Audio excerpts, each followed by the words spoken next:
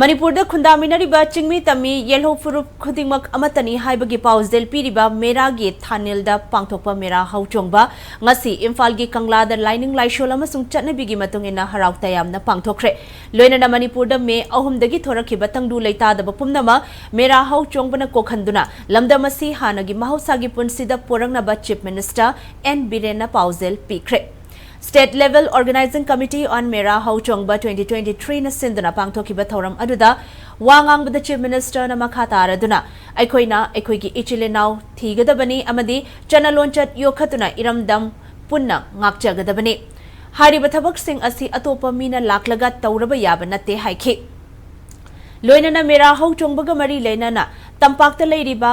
manau oiba maitai singna Mera thaumai thanduna chingda khundaba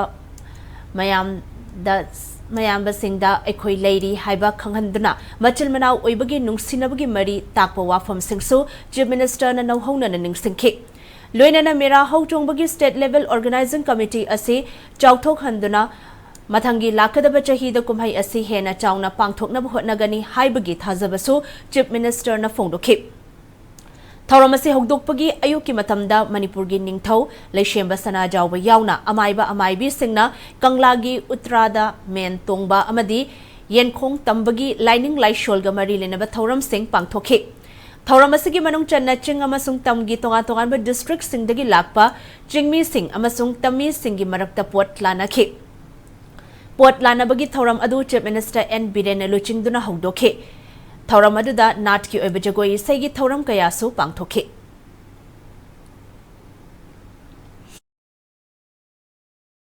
Tampakta leiba maitai singsu bhap tarakre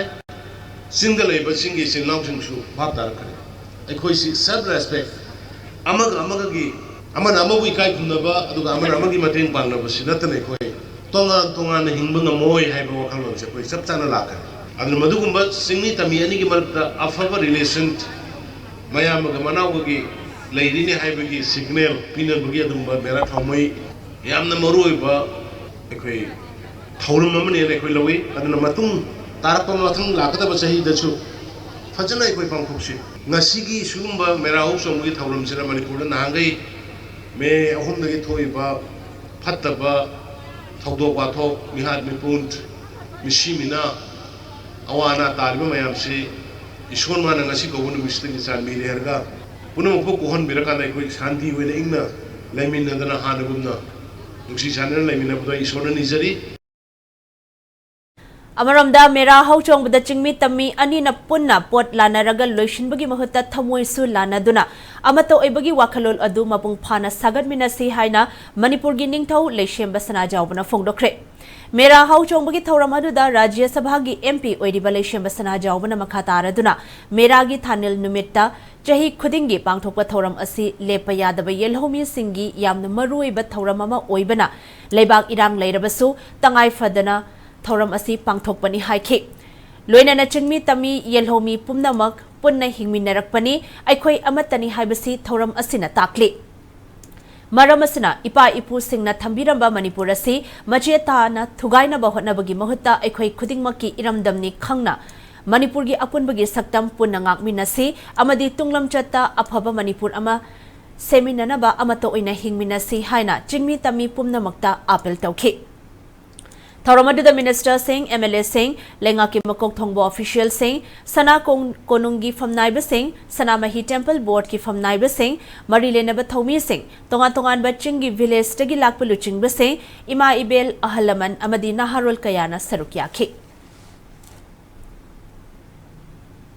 Matik chare yamna sakhane yamna tawbung am hai lai koi miro lai koi na koi gi ngamkai koi gi chawpak chawba sida lamkai sida koi square kilometer ma ba koi hapchen mangam de ba adu di ngam draga ipai puna khabir mi ba apik pa se masi masung tare tara thon khai do koi yenani ha se masi koi khangum si masi yamni kai ngai oi ba adu pang da ba adu ba koi gi wakhalo ne lai dis mane loje maroi na tampak te lejeri ba maidei singi wakhalo di punna hingina si adu ga irei ba ki ngokai ga mi na si irei ba ki ngokai kai bi aru habu masi gi ona taina ba la ko di tampak te le ba maidei sina koi tumin na yengro le roi hoji su yeng de koi hoji su yeng wai ꯍꯧꯖꯤꯛꯁꯨ ꯇꯧꯔꯤꯕꯁꯦ ꯑꯩꯈꯣꯏ ꯃꯅꯤꯄꯨꯔ ꯊꯨꯒꯥꯏꯅꯕ ꯇꯧꯔꯤꯕꯁꯦ ꯃꯁꯤꯗ ꯃꯩꯇꯩꯅ ꯑꯩꯈꯣꯏ ꯇꯨꯃꯤꯟꯅ ꯂꯩꯔꯣꯏ ꯂꯩꯁꯨ ꯂꯩꯇꯦ ꯅꯨꯡꯁꯤꯅ ꯂꯩꯃꯤꯟꯅꯁꯤ ꯑꯔꯩ ꯂꯩꯇ ꯉꯁꯤ ꯄꯣꯠ ꯂꯥꯟꯅꯔꯤꯕꯁꯦ ꯑꯩꯈꯣꯏ ꯆꯨꯝꯅ ꯈꯛꯀꯤ ꯄꯣꯠ ꯈꯛ ꯂꯥꯟꯅꯒꯨꯝꯁꯤ ꯊꯃꯣꯏꯗꯣ ꯂꯥꯟꯅꯁꯤ ꯊꯃꯣꯏ ꯁꯦꯡꯅ ꯂꯥꯟꯅꯁꯤ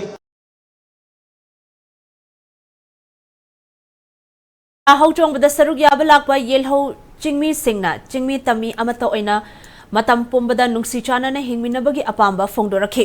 hiramasida paudamama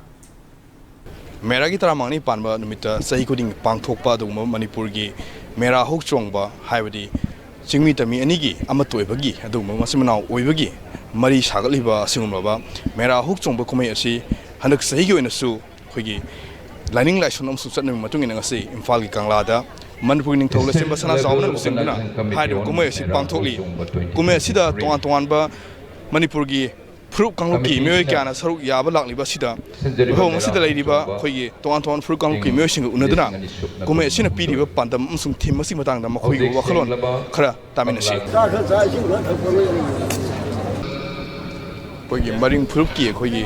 upalu assembly ki khoigi president habatare khoi oza masu leire oza gi modam tang khoi ngasi gi Mera Houchongba kumai asina piriba khoigi nunggi oiba khoi wahan to habatare si matang sida ngasi kumai asi khoi Manipur da khojik tangdulai ta daba phimam am lei taragasu khoi mamang da pangthok padung kumai duna saung na pangthok tuna gasu kumai asi khoi pangthok da ya daba amoina khoi Manipur lega ki organizing committee mai da pangthokli matang asida ozagi makedi kari haning ba lei kha thambiu leibak sida khunda minariba maitai snau sing aduga chingda khundariba tribe kunga mathoi asi maihorul dagi hauna ꯑꯩꯈꯣꯏ ꯈꯨꯟꯗꯥꯃꯤꯟꯗꯨꯅ ꯂꯥꯛꯄꯅꯤ ꯑꯗꯨꯕꯨ ꯂꯥꯏꯕꯛ ꯊꯤꯕ ꯊꯧꯗꯣꯛ ꯍꯥꯏꯕ ꯇꯥꯔꯦ ꯍꯧꯈꯤꯕ ꯃꯦꯒꯤ ꯇꯥꯡ 3ꯗ ꯊꯣꯛꯈꯤꯕ ꯊꯣꯛꯍꯟꯅꯤꯡꯗꯕ ꯊꯧꯗꯣꯛ ꯑꯁꯤ ꯇꯁꯦꯡꯅꯃꯛꯇꯤ ꯃꯅꯤꯄꯨꯔꯗ ꯌꯦꯜꯍꯧꯉꯩꯗꯒꯤ ꯈꯨꯟꯗꯥꯃꯤꯟꯅꯔꯛꯄ ꯀꯨꯀꯤ ꯏꯆꯤꯟꯅꯥꯎꯁꯤꯡꯒꯤ ꯃꯔꯛꯇꯒꯤ ꯊꯣꯛꯂꯛꯄꯅꯤ ꯍꯥꯏꯅꯗꯤ ꯑꯩ ꯂꯧꯖꯅꯤꯡꯗꯦ ꯃꯅꯤꯄꯨꯔꯒꯤ ꯋꯥꯡꯃꯗ ꯂꯩꯔꯤꯕ ꯀꯨꯀꯤ ꯏꯆꯤꯟꯅꯥꯎꯁꯤꯡ ꯑꯗꯨꯒ ꯑꯇꯣꯞ ꯑꯇꯣꯞꯄ ꯀꯟꯇ꯭ꯔꯤꯗꯒꯤ ꯈꯨꯗꯝ ꯑꯣꯏꯅ ꯃ꯭ꯌꯥꯟꯃꯥꯔꯗꯒꯤ ꯆꯪꯂꯛꯄ ꯔꯣꯍꯤꯡ ꯃꯌꯥꯝ ꯑꯁꯤꯅ ꯈꯨꯟꯗꯥꯐꯝ ꯂꯩꯔꯛꯇꯕꯗꯒꯤ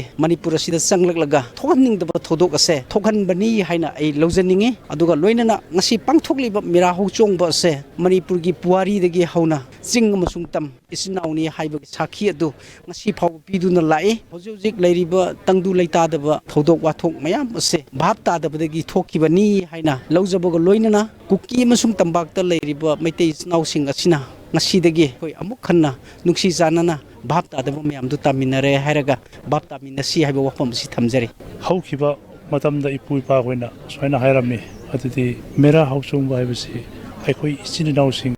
ꯑꯁꯤ ꯄꯨꯟꯕꯒꯤ ꯀꯨꯝꯍꯩꯅꯤ ꯍꯥꯏꯌꯦ ꯑꯩꯈꯣꯏꯒꯤ ꯏꯄꯨ ꯏꯄꯥ ꯈꯣꯏꯅ ꯍꯥꯏꯕ ꯃꯇꯝꯗꯗꯤ ꯊꯪꯒꯥꯜꯁꯤꯅ ꯑꯍꯟꯅꯦ ꯍꯥꯏꯌꯦ ꯇꯥꯡꯈꯨꯜꯁꯤꯅ ꯌꯥꯏꯃ ꯑꯗꯨꯒ ꯃꯩꯇꯩꯁꯤꯅ ꯇꯣꯝꯕ ꯑꯩꯅ ꯍꯥꯏꯅꯤꯡꯕꯗꯤ ꯉꯁꯤ ꯃꯅꯤꯄꯨꯔ ꯃꯌꯥꯝꯗ ꯍꯥꯏꯕꯗꯤ ꯃꯦꯔꯥ ꯍꯧꯆꯣꯡꯕꯁꯤ ꯂꯥꯛꯄꯁꯤꯅ ꯏꯪ ꯊꯥꯔꯒ ꯂꯩꯔꯒ ꯑꯃꯒ ꯌꯨꯅꯤꯇꯤ ꯂꯩꯔꯒ ꯑꯩꯈꯣꯏꯁꯤ ꯃꯅꯤꯄꯨꯔ ꯑꯃꯨꯛꯀ ꯁꯦꯝꯒꯠꯁꯤ ꯍꯥꯏꯅ ꯍꯥꯏꯅꯤꯡꯕꯅꯤ ꯏꯝꯐꯥꯜꯗ ꯂꯥꯛꯄꯗ ꯀꯔꯤ ꯈꯨꯗꯣꯡꯆꯥꯗꯕ ꯃꯥꯌꯣꯛꯅꯕ ꯂꯩ ꯀꯔꯤ ꯄꯦꯟꯗꯕ ꯅꯨꯡꯉꯥꯏꯕ ꯍꯣꯁꯄꯤꯇꯥꯂꯤꯇꯤꯒꯤ ꯃꯔꯝꯗ ꯈꯔ ꯊꯝꯕꯤꯌꯨ ꯅꯨꯡꯉꯥꯏꯇꯕꯗꯤ ꯀꯔꯤꯁꯨ ꯂꯩꯇꯦ ꯍꯦꯛ ꯂꯥꯛꯄꯗ ꯆꯥꯛ ꯐꯖꯅ ꯁꯦꯝꯕꯤꯈ꯭ꯔꯦ ꯍꯣꯁꯄꯤꯇꯥꯂꯤꯇꯤ ꯌꯥꯝ ꯐꯖꯩ ꯍꯧꯖꯤꯛꯁꯨ ꯑꯩꯈꯣꯏꯁꯨ ꯄ꯭ꯔꯣꯒ꯭ꯔꯥꯝꯁꯤꯗꯁꯨ ꯄꯣꯠ ꯂꯥꯟꯕ ꯇꯧꯅꯕꯁꯤ ꯌꯥꯝ ꯅꯨꯡꯉꯥꯏ ꯑꯩꯈꯣꯏꯒꯤ ꯃꯦꯔꯥ ꯍꯧꯆꯣꯡꯕꯒꯤ ꯊꯧꯔꯝ ꯑꯁꯤ ꯑꯣꯏꯅ ꯌꯪꯒꯔ ꯖꯦꯅꯦꯔꯦꯁꯟꯒꯤ ꯑꯩꯈꯣꯏꯒꯤ ꯅꯍꯥꯁꯤꯡꯒꯤ ꯑꯣꯏꯕ ꯋꯥꯈꯜꯂꯣꯟꯁꯨ ꯃꯣꯏ ꯀꯔꯤ ꯂꯩꯒꯦ ꯍꯥꯏꯕꯗꯨ ꯈꯪꯃꯤꯟꯅꯁꯤ ꯑꯩꯈꯣꯏꯒꯤ ꯃꯦꯔꯥ ꯍꯧꯆꯣꯡꯕ ꯍꯥꯏꯔꯤꯕ ꯀꯨꯝꯍꯩꯁꯦ ꯑꯩꯈꯣꯏ ꯑꯦꯕ꯭ꯔꯤ ꯏꯌꯔ ꯑꯗꯨꯝ ꯄꯥꯡꯊꯣꯛꯏꯀꯣ ꯑꯗꯣ ꯆꯍꯤ ꯈꯨꯗꯤꯡꯒꯤ ꯂꯥꯛꯄꯤꯕ꯭ꯔꯥ ꯑꯩꯒꯤꯗꯤ ꯉꯁꯤꯅ ꯑꯍꯥꯟꯕꯅꯤ ꯑꯗꯣ ꯁꯤꯜꯂꯛꯄꯗꯣ ꯂꯣꯏꯅ ꯀꯩꯅꯣ ꯋꯤꯠꯅꯦꯁ ꯇꯧꯕꯗꯣ ꯌꯥꯝ ꯅꯨꯡꯉꯥꯏ ꯑꯩꯒꯤꯗꯃꯛꯇꯗꯤ ꯑꯗꯣ ꯑꯩꯗꯤ ꯃꯦꯔꯥ ꯍꯧꯆꯣꯡꯕ ꯍꯥꯏꯕꯗꯤ ꯇꯥꯕꯁꯨ ꯍꯧꯖꯤꯛꯅ ꯉꯁꯤ ꯑꯩ ꯁꯤꯗ ꯂꯥꯛꯄꯗꯣ ꯑꯁꯤꯅ ꯈꯪꯕꯅꯦꯕ ꯑꯗꯨꯒ ꯋꯤꯠꯅꯦꯁ ꯇꯧꯕꯁꯨ ꯉꯁꯤꯅ ꯐꯥꯔꯁ ꯇꯥꯏꯝꯅꯤ ꯑꯩꯒꯤꯗꯃꯛꯇꯗꯤꯀꯣ ꯍꯥꯟꯅꯗꯤ ꯃꯦꯔꯥ ꯍꯧꯆꯣꯡꯕꯒꯤ ꯃꯔꯝꯗ ꯎꯈ꯭ꯔꯨꯜꯗ ꯂꯩꯕ ꯃꯇꯝꯗ ꯑꯍꯜ ꯂꯃꯟꯒꯤ ꯊ꯭ꯔꯨꯗꯒꯤ ꯇꯥꯕ ꯂꯩꯈ꯭ꯔꯕ ꯀꯔꯤ ꯑꯩꯒꯤꯗꯃꯛꯇꯗꯤ ꯑꯩꯗꯤ ꯇꯥꯗꯦ ꯑꯗꯨ ꯀꯔꯤꯒꯤꯔꯥ ꯍꯥꯏꯔꯗꯤ ꯑꯩꯈꯣꯏ ꯆꯤꯡꯗ ꯂꯩꯕꯒꯤꯀꯣ ꯑꯁꯤꯒꯨꯝꯕ ꯐꯖꯅ ꯇꯥꯗꯕ ꯑꯗꯨ ꯄ꯭ꯔꯣꯕ꯭ꯂꯦꯝꯁꯨ ꯂꯩꯕ ꯑꯗꯨ ꯑꯩꯈꯣꯏ ꯐꯣꯔ ꯐꯥꯗꯔꯁ ꯃꯣꯏꯅ ꯑꯗꯨꯝ ꯋꯥꯔꯤ ꯁꯥꯕ ꯂꯩ ꯍꯥꯏꯕ ꯑꯩꯈꯣꯏ ꯃꯆꯤꯟ ꯃꯅꯥꯎꯅꯤ ꯍꯥꯏꯅꯀꯣ ꯑꯗꯨꯒꯤ ꯑꯩꯈꯣꯏꯁꯨ ꯊꯥꯖꯩ ꯑꯗꯨ ꯑꯩꯈꯣꯏꯗꯤ ꯋꯤꯠꯅꯦꯁ ꯇꯧꯗꯦ ꯍꯥꯏꯕ ꯃꯣꯏꯒꯤ ꯃꯇꯝꯗ ꯍꯧꯖꯤꯛꯀꯥꯟ ꯑꯩꯈꯣꯏꯅ ꯈꯪꯕ ꯃꯇꯝꯗ ꯑꯩꯈꯣꯏ ꯀꯧꯔꯒ ꯂꯥꯛꯂꯒ ꯑꯩꯈꯣꯏ ꯋꯤꯠꯅꯦꯁ ꯇꯧꯍꯟꯕꯗꯣ ꯑꯩꯈꯣꯏꯗꯃꯛꯇꯗꯤ ꯑꯩꯈꯣꯏ ꯌꯨꯅꯤꯇꯤ ꯑꯃꯅꯤ ꯍꯥꯏꯅ ꯈꯜꯂꯦ ꯑꯩꯈꯣꯏꯅꯀꯣ ꯂꯥꯁꯂꯤ ꯅꯪ ꯃꯅꯤꯄꯨꯔ ꯃꯌꯥꯝꯗ ꯋꯥꯠ ꯗꯨ ꯌꯨ ꯋꯥꯟ ꯇꯨ ꯑꯄꯤꯜ ꯅꯪ ꯀꯔꯤ ꯑꯄꯤꯜ ꯇꯧꯅꯤꯡꯉꯤ ꯀꯔꯤ ꯃꯦꯁꯦꯖ ꯄꯤꯅꯤꯡꯉꯤ ꯑꯩꯈꯣꯏ